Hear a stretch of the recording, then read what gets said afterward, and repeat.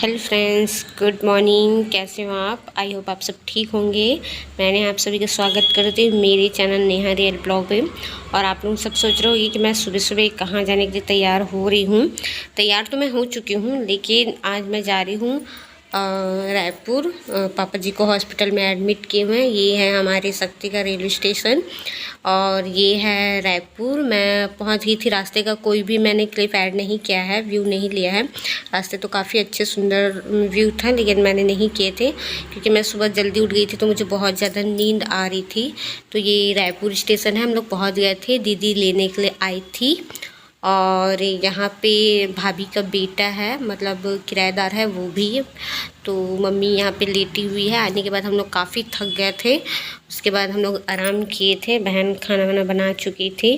तो यहाँ पे छोटा बाबू है, वो खेल रहा था। बाबू दीदी के पास ही रहता है, तो वही खेल रहा था मम्मी के साथ में और मैं बात कर रही थी। तो फ्रेंड्स, गुड मॉर्निंग। कैसे हैं आप सब? आई होप आप सब ठीक होंगे। मैंने आप सभी का स्वागत करती हूँ मेरे चैनल नेहा रियल ब्लॉग पे। और जैसे कि आप देख रहे हैं, मैं मेरी बहन के यहाँ पे हूँ। मैं भी रायपुर आ रखी हूँ। और ये जो है, ये मेरी बहन का रूम है। वो है किचन। एक ही रूम है, एक रूम और किचन। किचन अलग है, सेपरेट नहीं है। और बाथरूम सेपरेट है। तो यहाँ पे मैं नाइटी पहन के बैठी हुई हूँ क्योंकि, और हाँ, रायपुर में इसलिए आई हूँ क्योंकि पापा जी को यहाँ हॉस्पिटल में एडमिट किया गया है। उनका बहुत ज़्यादा तबीयत ख़राब हो गया था, तो उनको हॉस्पिटल में यहाँ एडमिट किए हैं। तो हॉस्पिटल में ज़्यादा लोगों को रुकने का अलाउ नहीं था, तो इसी के लिए मेरी बहन यहाँ पे रहती है। तो मैं और मम्मी जी, मेरी सासू मम्मी जी, वो यहीं पे रुकी हुई हैं। मम्मी अभी हॉस्पिटल गई है और मैं यहाँ पे सभी के लिए खाना बना रही हूँ। तो खाना जैसे ही बना लेती हूँ, फिर उसके बाद छोटा वाला जो देवर है अवधेश, वो लेने के लिए आएगा। क्योंकि जैसा कि जानते हैं, मेरी बहन जॉब करती है, तो वो घर पे नहीं रहती है। और किसी न किसी भी तो पापा जी के साथ में रुकना पड़ेगा। और सीटी का आवाज़ दे रहा होगा तो प्लीज़ आप इग्नोर कीजिएगा। मैंने दाल चढ़ा रखा है कुकर पे, तो उसी का आवाज़ आ रहा होगा आप लोगों को।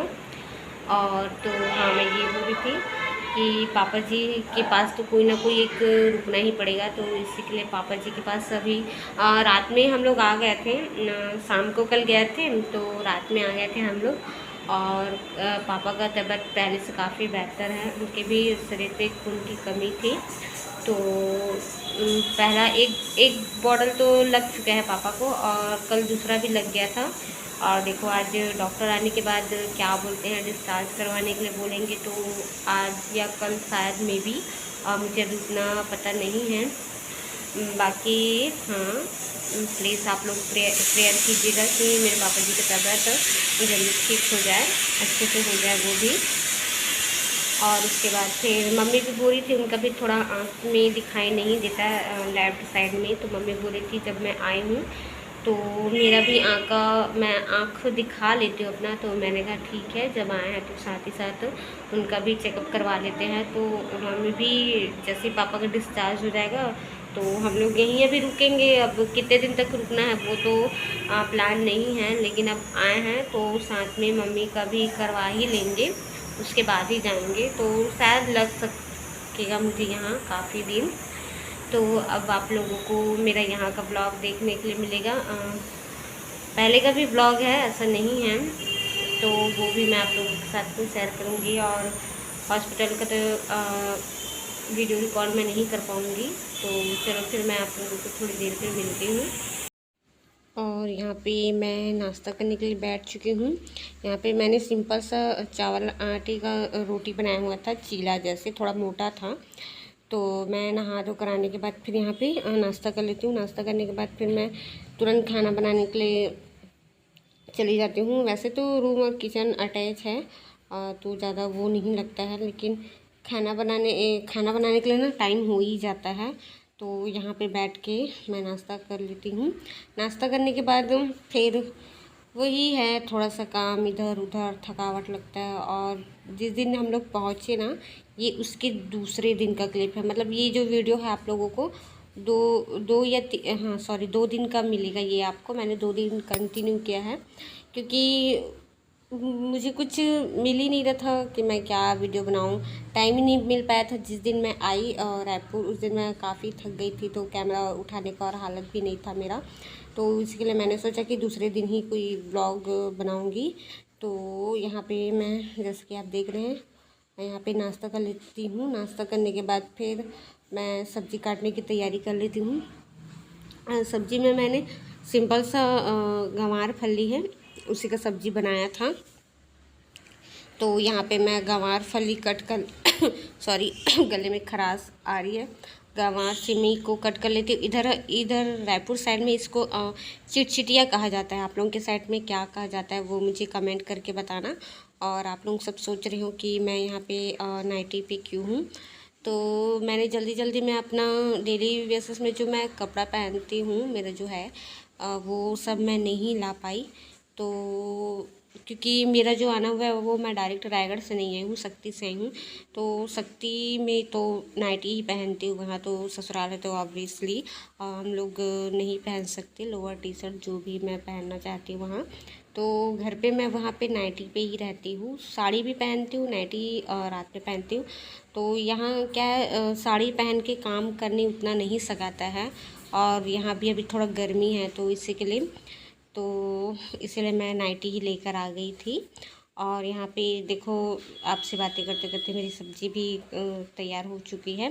कई लोग इसे बॉईल कर देते हैं, तो मैं इसे हाथ से पहले छील के अच्छे से, उसके बाद फिर इसको मैं बॉईल की थी।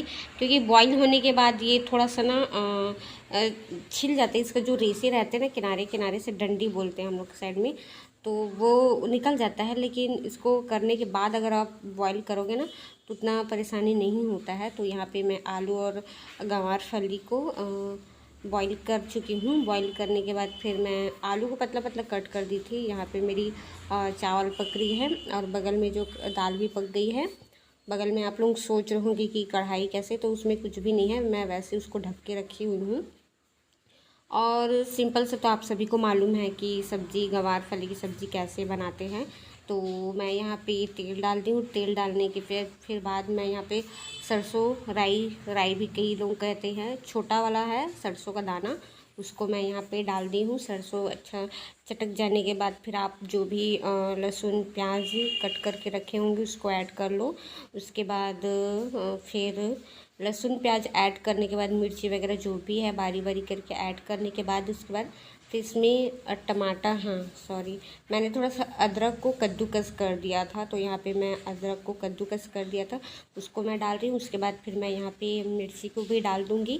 मिर्ची डालने के बाद जब मिर्ची हल्का सा ब्राउन हो जाएगा तो उसके बाद फिर मैं यहाँ पे प्याज डाल दूँगी। प्याज डालने के बाद प्याज को भी हल्का गोल्डन ब्राउन होने तक ही फ्राई करूँगी। फ्राई होने के बाद फिर इसमें मैं जो गंवार फली है उसको डाल दूँगी, या शायद नहीं, शायद मैं इसमें टमाटर डाली थी, हाँ सॉरी, मैं इसमें टमाटर डाली थी। मतलब प्याज ऐड होने के बाद फिर उसमें आप टमाटर डाल दो। अच्छे 3 बड़े बड़े साइज़ में आप इसमें टमाटर डाल सकते हैं। टमाटर डालने के बाद उस पर हल्का सा नमक डाल दोगे तो वो क्या सॉफ्ट हो जाता है और मतलब पक जाता है। पकने के बाद फिर आप इसमें जो गंवार फली है और आलू के जो बॉयल के आलू को मैंने मैश कर दिया था हाथों से ही। तो उसके बाद आप इसमें क्या बोलना चाहिए, सॉरी, हाँ दोनों को डाल दूँ। और यहाँ पे फिर मैं जब वॉइस ओवर दे रही हूँ तो मैं खाना भी बना रही हूँ, तो खाने की तरफ भी मेरा ध्यान जा रहा है। तो यहाँ पे मैंने 3 बड़े साइज़ टमाटर लिए हुए थे। टमाटर को मैंने कट कर लिए थे उसको छोटे छोटे पीसेस में। इसके बाद फिर मैं इसमें नमक भी डाला हुआ था। नमक डालने के बाद क्या, नमक अच्छे से डालने के बाद ना टमाटर सॉफ्ट हो जाती। तो ये देखो, ये टमाटर सॉफ्ट हो गई। उसके बाद फिर मैंने इसमें गंवार फली ऐड कर दिया हुआ था। सॉरी गले में खराश आ रही है क्योंकि सब्ज़ी यही पे बन रही है तो उसकी जो खुशबू एक से। टमाटर सॉफ्ट होने के बाद उसके बाद फिर मैं इसमें गंवार फली ऐड कर दूँगी। आप इसको ऐसा 1 मिनट तक अच्छे से पकाएंगे, उसके बाद ही टमाटर सॉफ्ट हो जाएगी। वैसे तो नमक डालने के बाद कोई भी सब्ज़ी सॉफ्ट हो ही जाती है। तो आप इसे 1 मिनट तक आप ढक के पका सकते हैं। ऐसा आप इसे खुला भी पका सकते हैं। फिर उसके बाद ये देखिए, मैंने यहाँ पे गंवार फली को डाल के फिर मैंने अच्छे से मिक्स कर लिया है। मिक्स करने के बाद 1 मिनट तक आप पका लीजिए। उसके बाद आपकी सब्ज़ी बनकर रेडी हो जाएगी। सब्ज़ी बनने के बाद आप इसमें धनिया पत्ती भी ऊपर से ऐड कर सकते हैं। मेरे पास नहीं था उस दिन तो मैंने यहाँ पे ऐड नहीं किया होगा। और आप लोगों को ये शायद दिख रहा होगा कि ये कैसे कलर नहीं आया है। तो हम लोग मिर्ची पाउडर कलर वाला या तीखी वाले दोनों ही नहीं खाते, इसलिए हम लोग मिर्ची पाउडर यूज ही नहीं करते। तो यहाँ पे देखो मेरी सब्ज़ी बनकर रेडी हो चुकी है। आप लोग भी एक बार ट्राई कीजिएगा और बताइएगा कि आप लोगों को ये मेरी रेसिपी कैसे लगी। तो चलो मिलती हूँ मैं अपने नेक्स्ट वीडियो के